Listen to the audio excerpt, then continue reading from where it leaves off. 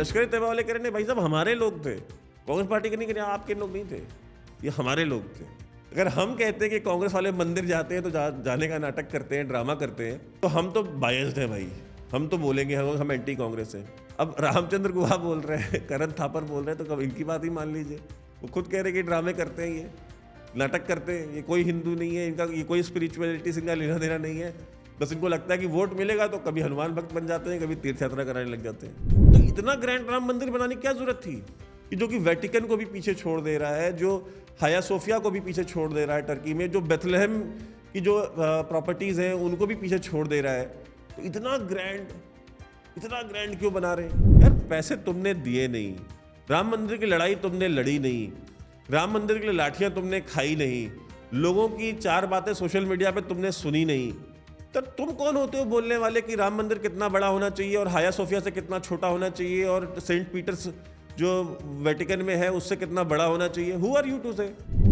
Irony देखिए, राम मंदिर के विरोध में बात कौन कर रहा है जिसका खुद का नाम रामचंद्र गुहा है? तो पहले अपने माँ बाप को ही सिखा लेते, माँ बाप को ही समझा लेते कि कुछ और नाम सोच लेते। फकूर, गफूर, शकूर, बहुत सारे नाम है, कुछ रख लेते यार। नाम रामचंद्र गुहा है और विरोध भगवान राम का है, शर्म कर लो थोड़ी। जय हिंद दोस्तों, आप सभी का स्वागत है डीओ न्यूज़ पे। बहुत दिन बाद आज अब पूरी तरह से तबीयत ठीक है तो आपके बीच आया हूँ। रामचंद्र गुहा ने एक आर्टिकल लिखा है द टेलीग्राफ पे, और फिर उसके बाद द वायर पे करण थापर को आप जानते हैं, करण थापर को उन्होंने एक इंटरव्यू दिया। राम मंदिर के ऊपर बड़ा उनको दर्द है, बड़ी उनको पीड़ा है। उनको ही क्या, इस देश में करोड़ों लोग हैं जिनको बड़ी तकलीफ है कि रामचंद्र का मंदिर क्यों बन रहा है, मर्यादा पुरुषोत्तम भगवान श्री राम का इतना विशालकाय मंदिर क्यों बन रहा है, और इसको लेकर के बड़े लोगों के पेट में दर्द है, बड़े लोगों को पीड़ है इसकी। तो ज़्यादातर लोग जो है वो अपनी पीड़ा को अपने दिल में रख रहे हैं, बाहर नहीं निकाल रहे। तो लेकिन कुछ लोग हैं जो खुद को एंटाइटल्ड फील करते हैं, उनको लगता है कि नहीं, हमारे पास अथॉरिटी है कि हम इसको क्वेश्चन कर सकते हैं, हम इसके ऊपर बात कर सकते हैं। अच्छा, ये इंटरव्यू जो था, हम इसके बारे में चर्चा करते हैं आज। इस इंटरव्यू में एक्चुअल में अगर आप देखा जाए तो कोशिश बड़ी की कि खूब बड़ा इंटेलेक्चुअल और बड़ा सीरियस तरीके का इसको प्रेजेंट करने की कोशिश की गई, लेकिन ये था नहीं। मतलब इतना हास्यास्पद इंटरव्यू मैंने अपने लाइफ में बहुत कम सुना है। मतलब जिस तरीके की बातें उस इंटरव्यू में की गई हैं, अगर मैं आपको बताऊंगा तो आप खुद भी हंसेंगे। यह कैसे बेवकूफ़ी की तरह से बेवकूफ़ी जैसी बातें करते हैं ये, और उसके बाद इनको इंटेलेक्चुअल बना के प्रेजेंट किया जाता है देश के सामने। कांग्रेस पार्टी ने ऐसे लोगों को 70 साल तक भारत के ऊपर थोप के रखा है कि इतिहासकार भी यही हैं, पर्यावरण के बारे में भी यही जानते हैं, समाज को भी यही समझते हैं, धर्म के ज्ञानी भी यही हैं, धर्म क्या है उसकी भी व्याख्या ये करेंगे। मतलब सब कुछ उन्होंने सारे के सारा कहते हैं ना कि इस देश में हर एक चीज़ की जो उसको डिफाइन करने की, उसको समाज के सामने प्रेजेंट करने की जो जिम्मेदारी थी, वो सारी की सारी इन लोगों के पास थी। और वही यूनिवर्सिटीज़ में, कॉलेजेस में इन लोगों ने सिलेबस ड्राफ्ट करके इस देश के बच्चों को 70 साल तक पढ़ाया है, विद्यालयों में, विश्वविद्यालयों में, हर जगह पे। आइए इसके ऊपर हम बात शुरू करते हैं। तो इसका जो बेसिकली जो इसका लब्बो लुबाब जो टॉपिक है वो ये है कि हिंदुफिकेशन ऑफ इंडियन पॉलिटिकल डिस्कोर्स। अब इसको अगर हिंदी में कहा जाए तो भारत की जो राजनीति है उसका जो हिंदूकरण हो रहा है उसके ऊपर इनको चिंता है, और उसी के ऊपर ये सारा आर्टिकल लिखा गया है। और वो किस तरह से हिंदूकरण हो रहा है इसको इन्होंने समझाने की कोशिश की है पूरे आर्टिकल में। और करण थापर को जो इंटरव्यू दिया है उसमें इन्होंने जैसे बोला, इन्होंने कहा कि यार देखिए, इनको आडवाणी जी से बड़ा प्रेम हुआ है, लेफ्ट वालों को आडवाणी जी से बहुत प्रेम हो गया है। ये कहते हैं कि आडवाणी जी जो हैं वो चूँकि 1930s में जन्म उनका हुआ था, वो पैदा हुए थे, और वो जब उनका जो वो जो पले बढ़े और उन्होंने जो अपनी राजनीति करी, अपना जो सोशल लाइफ उन्होंने गुजारी, वो उस दौर में गुजारी जहाँ पे नेहरू और गांधी की जो विचारधारा थी वो प्रबल थी। इसलिए आडवाणी हमेशा पॉजिटिव सेक्युलरिज्म की बात करते थे कि हम पॉजिटिव सेक्युलरिज्म के साथ हैं, हमारी राजनीति जो है वो पॉजिटिव सेक्युलरिज्म की है। उन्होंने सेक्युलरिज्म को अबैंडन नहीं किया क्या। लेकिन आज अगर आप देखें तो कोई भी जो मेजर पॉलिटिकल प्लेयर है वो कोई भी पब्लिकली सेक्युलर होने की बात नहीं करता है। लोग अब ये खुद को सेक्युलर कहने में या सेक्युलरिज्म के साथ खड़े होने में या खुद को एज अ सेक्युलर आइडेंटिफाई करने में डरते हैं, बिकॉज उनको लगता है कि हमारा हिंदू वोट चला जाएगा। अब इस पॉइंट पे थोड़ी चर्चा कर लेते हैं।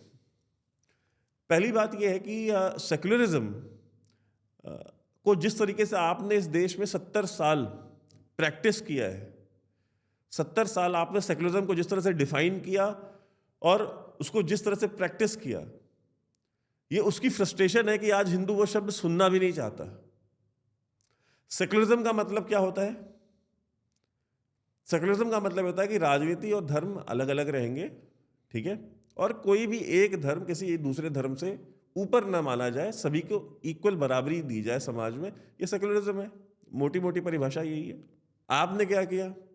आपका सेक्युलरिज्म जो है वो ये है कि एक धर्म का अपीजमेंट करो, एक धर्म की अपीजमेंट करो, उनको हर एक चीज़ की आज़ादी दो, उनको इतनी आज़ादी दो कि उनके यहाँ जो क्रिमिनल एलिमेंट है उनको भी हर एक क्राइम करने की छूट दी जाए, उनके लिए आप सुप्रीम कोर्ट भी पहुंच जाएं, उनके लिए आप एक राज्य के सिटिंग चीफ मिनिस्टर को, नरेंद्र मोदी को, आपने 7-8 साल तक इतना परेशान किया, सीबीआई के ऑफिसर्स में बुला बुला करके 16 घंटे, 18 घंटे, 20 घंटे नॉन स्टॉप आपने उनको ग्रिल किया। क्यों? क्योंकि सोहराबुद्दीन का एनकाउंटर किया, जो कि एक टेररिस्ट था, इशरत जहां जो एक टेररिस्ट थी, जिसको लश्कर तैयबा ने खुद अपने न्यूज़ लेटर में ओन किया कि ये हमारी जो है कि हमारी लश्कर तैयबा की ये शहीद हैं ये।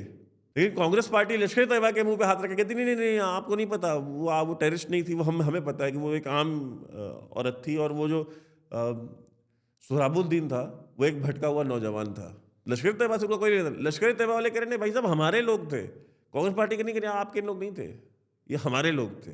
तो जब आप सेक्युलरिज्म को इस नहज तक ले जाएंगे, जब आप एक समुदाय को 5 वक्त सड़क पे अगर वो नमाज पढ़ना चाहे तो आप उसको परमिशन देंगे, लेकिन अगर होली जुमे के दिन पड़ गई तो आप पुलिस वालों को लगाते हैं कि सड़कें साफ करें। वो उत्तर प्रदेश में हुआ है।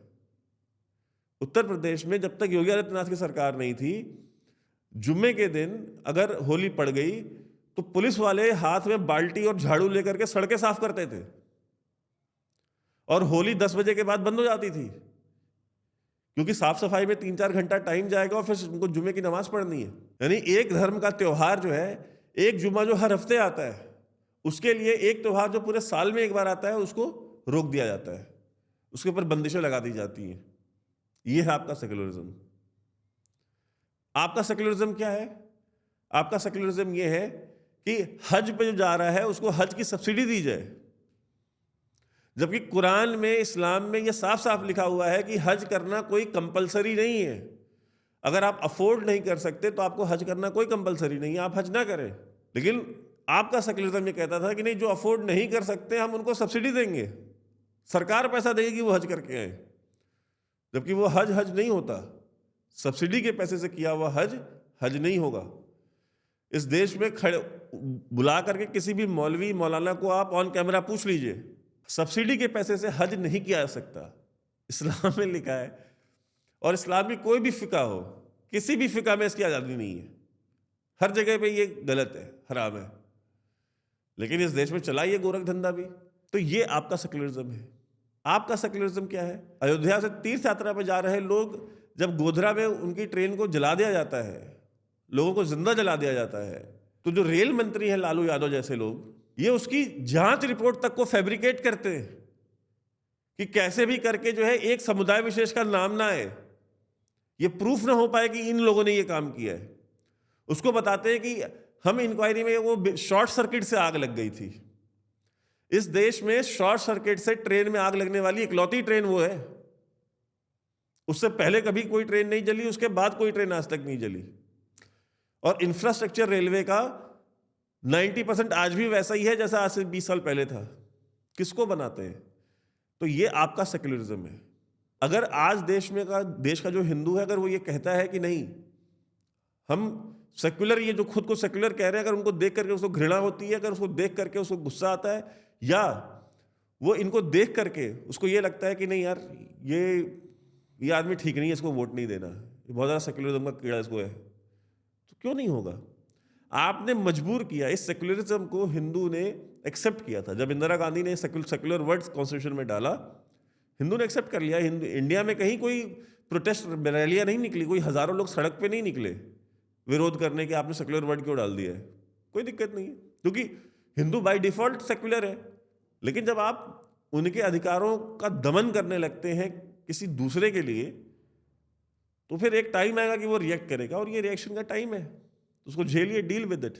इन्होंने कहा कि जैसा अभी हाल ही के इलेक्शन में इन्होंने एग्जाम्पल भी दिया कि हाल ही के इलेक्शन में जैसे अब कांग्रेस के लीडर आप देख लीजिए, जैसे बघेल है, उन्होंने तीर्थ यात्रा कराने की बात कही। कमलनाथ खुद को हनुमान भक्त बताने लग गए कि मैं बहुत बड़ा हनुमान भक्त हूँ। अच्छा देखिए, अगर ये बात हम कहते तो कहते कि यार आप तो बायस्ड हैं, ठीक है, आप पॉलिटिकली बायस्ड हैं, आप एंटी कांग्रेस हैं, आप तो विरोध करेंगे ही करेंगे। अच्छा, रामचंद्र गुहा तो आपके आदमी हैं, मतलब कांग्रेस के हिस्टोरियन हैं, राहुल गांधी के साथ मिलने वाले लोग हैं, उनके साथ उठने बैठने वाले लोग हैं। रामचंद्र गुहा ने कहा कि ये बघेल ने और ये कमलनाथ ने जो ये काम किया कि तीर्थ यात्रा खुद को हनुमान भक्त बताने का, कहीं ऐसा थोड़ी कि ये कोई बहुत रिलीजियस लोग हैं कि नहीं, बस इनको ये पता था कि ये करके वोट मिलता है तो इसलिए कर दिया। ऐसा थोड़ी कि बहुत रिलीजियस है, बहुत धर्म को मानने वाले लोग हैं, नहीं, बिल्कुल नहीं है ऐसे। खुद इंटरव्यू में कहा है, जाइए और जाके सुनिएगा आप।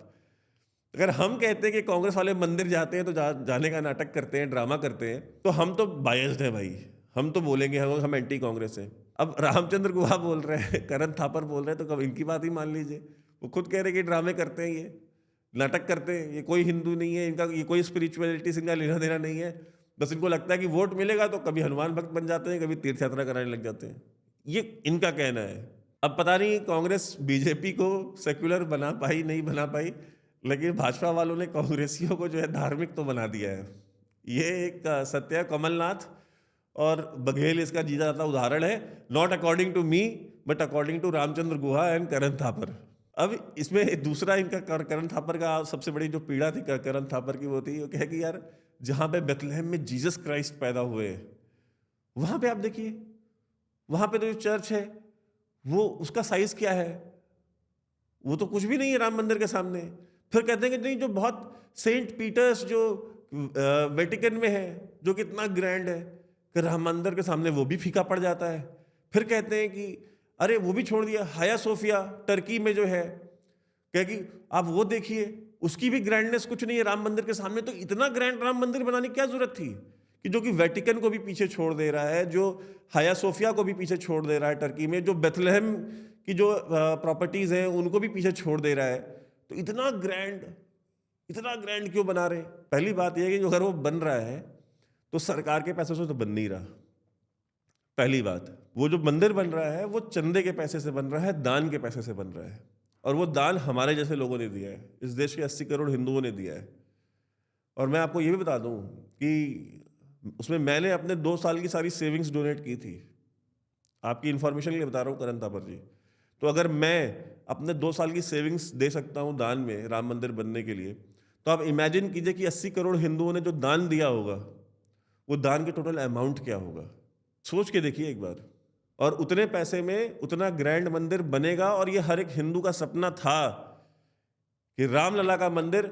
आप चाहते हैं कि रामलला जो है वो टेंट में पड़े रहे, वो टाट के टेंट में, जो 20 साल से 25 साल से ये करण थापर जैसे और इनके जैसे जो सो कॉल्ड वामपंथ के डसे हुए एरिस्टोक्रेटिक पत्रकार हैं, ये जो है कि हमको बता रहे हैं कि राम मंदिर कितना बड़ा होना चाहिए। मैं तो कहता हूं जितना ग्रैंड है कम है। और राम मंदिर न्यास अगर आज ये डिमांड करते कि राम मंदिर निर्माण को, हमको अभी जितना निर्माण हुआ है हमको इतना ही निर्माण और भी करना है, तो आप मेरी बात का विश्वास कर लीजिए, जितना डोनेशन आज तक मिला इसका डबल डोनेशन फिर मिलेगा। यार पैसे तुमने दिए नहीं, राम मंदिर की लड़ाई तुमने लड़ी नहीं, राम मंदिर के लिए लाठियां तुमने खाई नहीं, लोगों की 4 बातें सोशल मीडिया पे तुमने सुनी नहीं, तो तुम कौन होते हो बोलने वाले कि राम मंदिर कितना बड़ा होना चाहिए और हाया सोफिया से कितना छोटा होना चाहिए और सेंट पीटर्स जो वेटिकन में है उससे कितना बड़ा होना चाहिए? हु आर यू टू से? कितने पैसे दिए तुमने, दान दिए? हम, जिसने दान दिया हमें कोई प्रॉब्लम नहीं है, हम तो कहते हैं बनाओ यार, और बड़ा बनाओ, उसको 10 गुना बड़ा बनाओ। भारत में उससे बहुत बड़े बड़े मंदिर हैं, बृहदेश्वरा टेम्पल तुम जाओ, कंबोडिया में अंकोर वट मंदिर है, दुनिया का सबसे बड़ा मंदिर है वो। हिंदुओं ने इस तरह के मॉन्यूमेंट्स आज से नहीं, हजारों साल से बनाए, हम आज भी बना रहे हैं और आने वाले भी हजारों साल बनाते रहेंगे।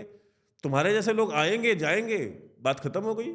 तुमको ये प्रॉब्लम है कि यार वो एचडी कुमारा स्वामी जो है वो जय श्री राम बोल करके जो है वो अपना वो स्पीच क्यों खत्म कर रहा है? देखने वालों के लिए बता दूं, कुमारा स्वामी जो है कर्नाटक के एक पॉलिटिकल लीडर हैं, उनकी पार्टी है जेडीएस, तो उन्होंने हाल में जो है वो अपनी हर स्पीच का एंड जय श्री राम से करना शुरू किया है।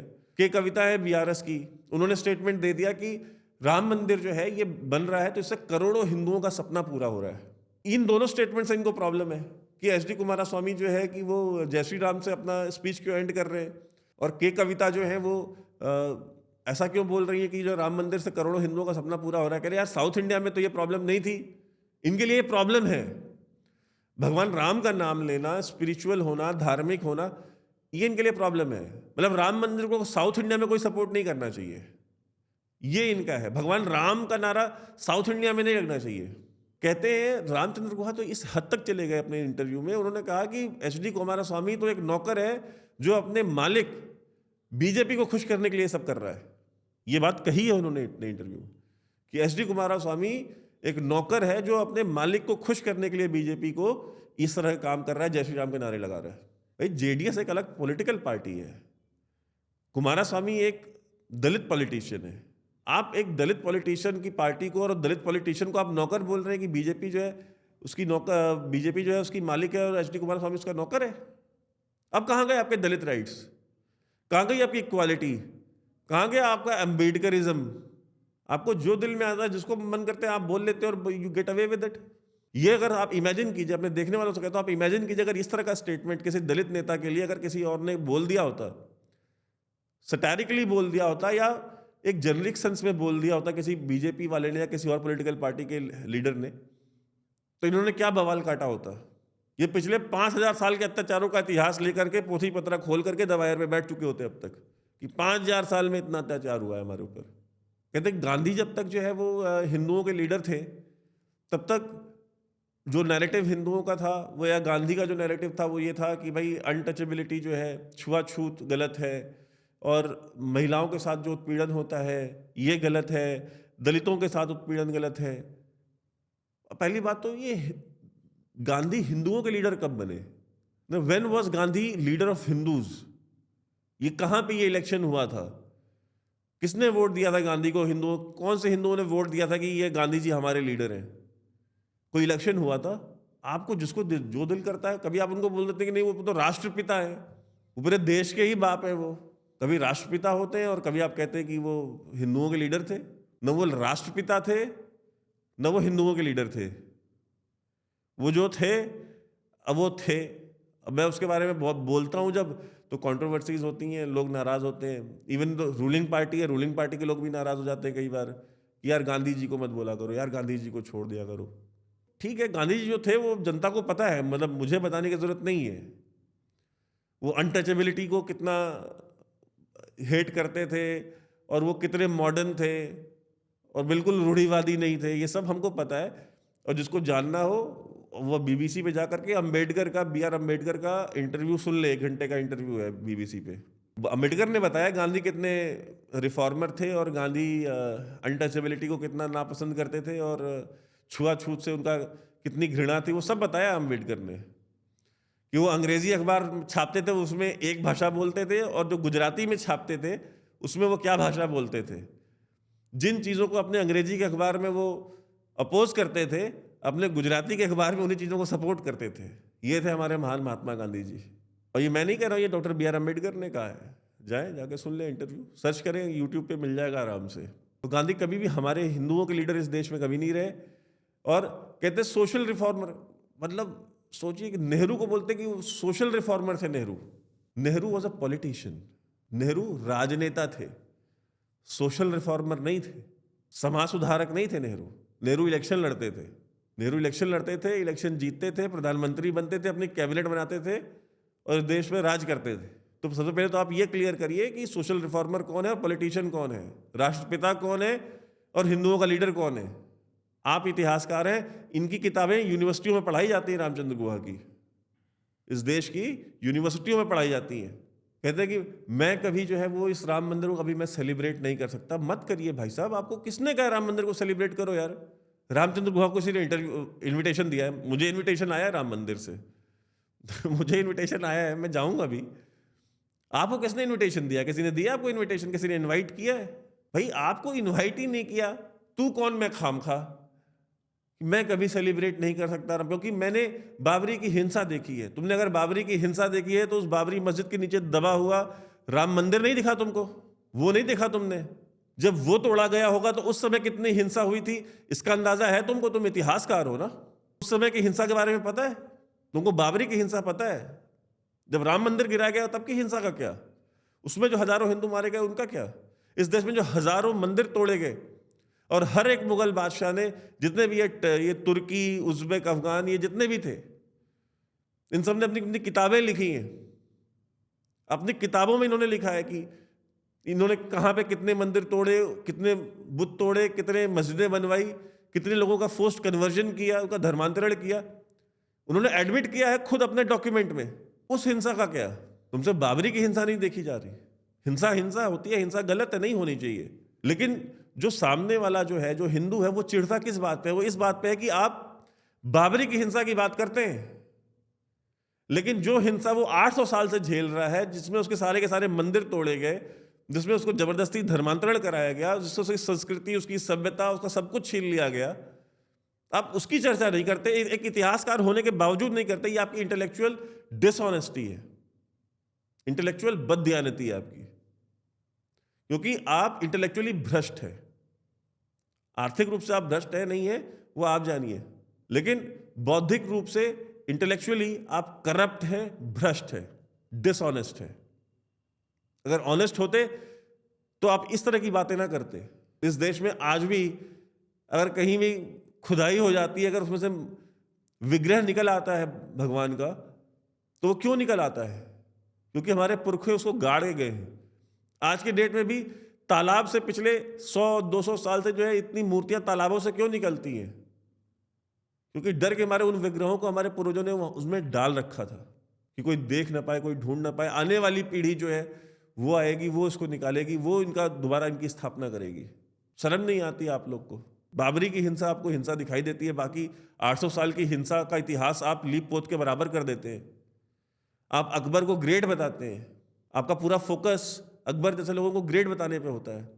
औरंगजेब जैसे क्रूर, बर्बर आक्रांताओं की का इतिहास आपसे नहीं लिखा जाता। आप बताते हैं कि उसने कहाँ पे गाय डोनेट कर दी थी, कौन से मंदिर में उसने 500 रुपए दे दिए थे। ये आप इतिहास बताते हैं इस देश के लोगों को। आई विश, मेरी ख्वाहिश है कि अडानी, अंबानी, अमिताभ बच्चन और ये बड़े बड़े बॉलीवुड के स्टार्स और क्रिकेटर्स ये इसके उद्घाटन में न जाए, मोदी जी इसके उद्घाटन में न जाए, राम मंदिर क्यों ना जाए यार? तुम कौन होते हो बोलने वाले कि तो आई विश की ना जाए? क्यों नहीं जाएंगे? हमारे सबके आराध्य का मंदिर है, 500 साल बाद पुनर्स्थापित हो रहा है। हमारे इष्ट की, हमारे पूर्वज की जन्मभूमि है, उनका जन्म स्थान है। हम नहीं जाएंगे तो कौन जाएगा? तुम जाओ बेथलेहम, तुम जाओ वेटिकन, जाओ वेटिकन जाकर के पोप का पैर पकड़ के सेंट पीटर्स में रो, वहां पे तुम भी जाओ, करण थापर भी जाए, हाया सोफिया में जाकर के बैठ के नमाज पढ़ लो, जाके बेथलेहम में मंदिर जो चर्च है उसकी दीवारों पर अपना सर मार लो यार। हमसे क्या फर्क पड़ता है उससे? इस देश का हिंदू जो है वो 550 साल का वेट है, उसका इंतजार है, उसकी 500-550 साल की प्रतीक्षा का अंत हो रहा है, सैकड़ों साल की प्रतीक्षा का अंत हो रहा है। तो उसमें सेलिब्रिटीज क्या है इस देश में? तुम देखना 22 जनवरी को इस देश में वो दिवाली होगी, लोग हर घर में दिया जलाएंगे। और मैं अपने देखने वालों से कहता हूं, ये मेरी आप सबसे अपील है, आप सब अपने अपने घर में 22 जनवरी को एक बार दिया जरूर जलाइए। 22 जनवरी को एक दूसरी दिवाली होनी चाहिए। रामलला एक बार लंका से लौटे थे और इस बार आक्रांताओं के जोर के बाद सैकड़ों साल बाद लौट रहे हैं अयोध्या में। 22 जनवरी को भी दिवाली इस देश के हर घर में होनी चाहिए। और बाकी ये करण थापर और श्रीमान जी रामचंद्र गुहा आयरनी देखिए, राम मंदिर के विरोध में बात कौन कर रहा है जिसका खुद का नाम रामचंद्र गुहा है? तो पहले अपने माँ बाप को ही सिखा लेते, माँ बाप को ही समझा लेते कि कुछ और नाम सोच लेते। फकूर, गफूर, शकूर, बहुत सारे नाम है, कुछ रख लेते यार। नाम रामचंद्र गुहा है और विरोध भगवान राम का है। शर्म कर लो। जय श्री राम।